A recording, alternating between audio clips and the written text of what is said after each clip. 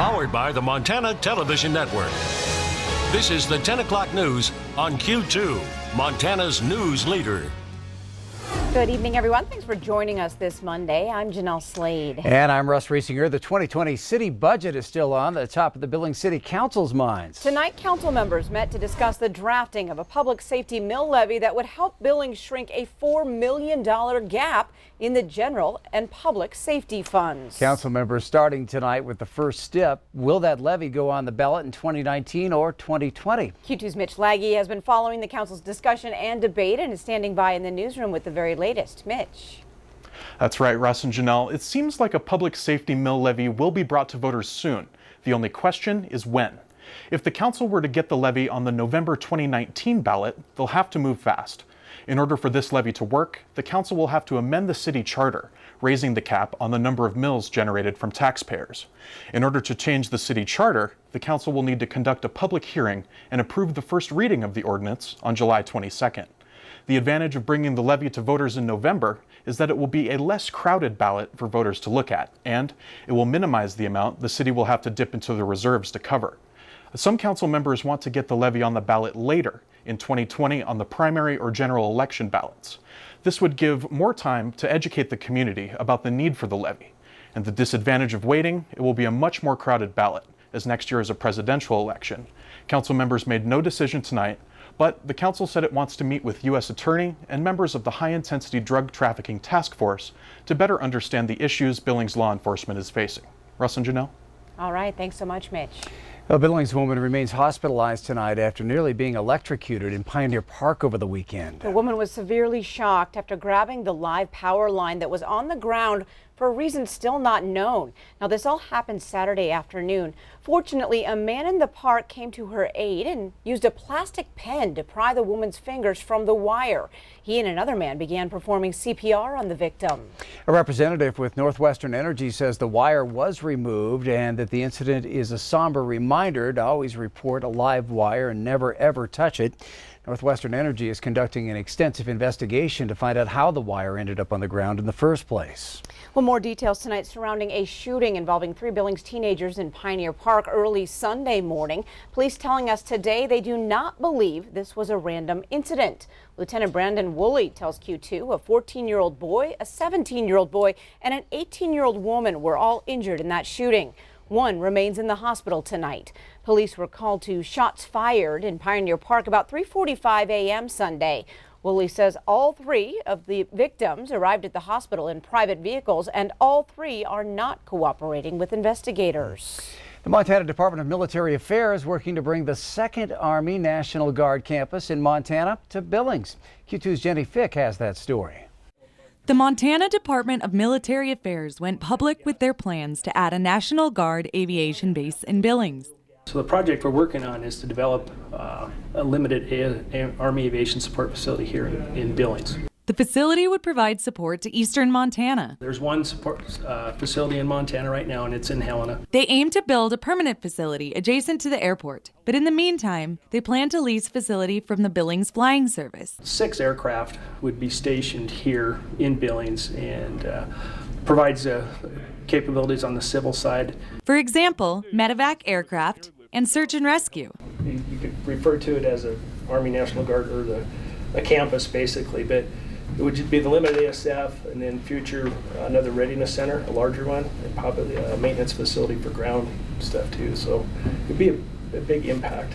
A satellite classroom would be able to be implemented for remote training, as well as reducing travel time to the current National Guard base in Helena. We do a lot of missions for the state when we're needed for fires and other emergencies, and allows our aviation team or crew members to be able to do their training here in the Billings area. The center would be an asset to the community of Billings by increasing jobs, expanding the area's tax base, and capability of resources. It's exciting. I think it's exciting for the community, and it's exciting for the National Guard. In Billings, Jenny Fick, MTN News. Well, a lot still has to happen for this to become reality, but if all goes as planned, the temporary facility should be ready in about 12 months, and it's estimated the permanent campus would be ready in around 4 to 5 years. Well, on the weather scene tonight, Q2's Rob Griggs is in for Bob, and there is a lot of light out there, and to me, a lot of noise out there, some big too. boomers. We haven't been able to get any work done because we've all been standing around watching this monster thunderstorm, a lot of lightning. Take a look right now, the Q2 iCam. We started watching this around 8 o'clock, and 8 to 9 o'clock, this is what was happening. I mean, this has been going on for about an hour and a half. Some of this is just, well, I haven't seen this kind of a demonstration of a light show in many, many years. And of course, it skirted just to the south of Billings, came through Laurel.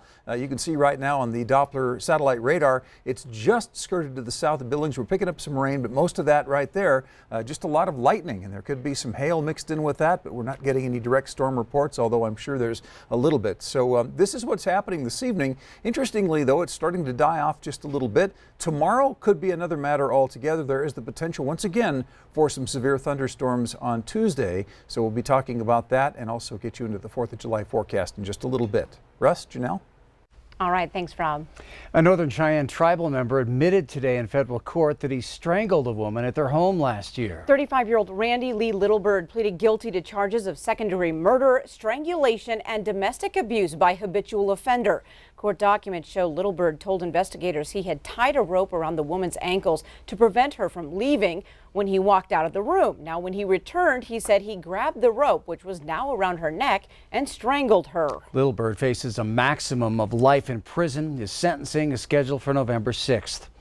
A new federal lawsuit filed today is again challenging the U.S. Army Corps of Engineers' approval of the Keystone XL pipeline. 6 groups, including the Northern Plains Resource Council, claim the Trump administration granted the pipeline's construction permit without first evaluating the project's environmental impact. President Trump issued the latest Keystone permit this past March under what's called a streamlined Permit 12 process that avoids the extensive review process for major projects. But this new suit challenges using the so-called Permit 12 process for the Keystone pipeline. Now, it claims the administration violated the Clean Water Act, the Endangered Species Act, and the National Environmental Police Act, 3 of the country's bedrock environmental laws. President Trump signed a multi-billion-dollar aid package for the border today as lawmakers who toured migrant detention facilities expressed outrage over the conditions there. Border Patrol is also under fire after inappropriate posts surfaced in a Facebook group for current and former employees. Now, we want to warn you, this next story does contain a disturbing image. Here's CBS's Nicole Killian with more. Members of the Congressional Hispanic Caucus visited migrant detention facilities in Texas and expressed outrage. New York Congresswoman Alexandria Ocasio-Cortez said women she spoke with at a facility near El Paso are being mistreated. These women were being told by CBP officers to drink out of the toilet. They were drinking water out of the toilet. Customs and Border Patrol is also investigating inappropriate posts on a Facebook group for 9,500 current and former employees. According to the media group ProPublica, one member posted this photo of a dead migrant and his daughter and asked if it was fake because the bodies were so clean. In another post, group members responded with indifference to the death of a 16-year-old Guatemalan migrant. If he dies, he dies. That shows, unfortunately, that there are many within CBP who become desensitized to the point of being dangerous to the migrants in their care. Late Monday, the president signed a $4.6 billion aid package for the border and defended CBP. The Border Patrol, they're patriots, they're great people. They love our country. They know what's coming in. President Trump suggested he will move forward with immigration raids after the July 4th holiday. Nicole Killian, CBS News, Washington. Immigration and Customs Enforcement confirms a Honduran man is in custody, or died in custody, I should say, Sunday at a Houston area hospital. An autopsy is pending to determine the cause of death. Well, coming up on tonight's 10 o'clock news, a Kalispell couple knew their time together was limited, but their love knew no end.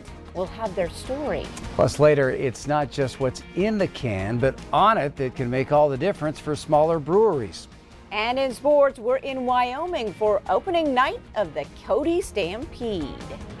You're watching MTN News with Jeanelle Slade and Russ Riesinger. Storm Tracker weather with Bob McGuire. And sports with Scott Breen. This is the 10 o'clock news on Q2, Montana's news leader.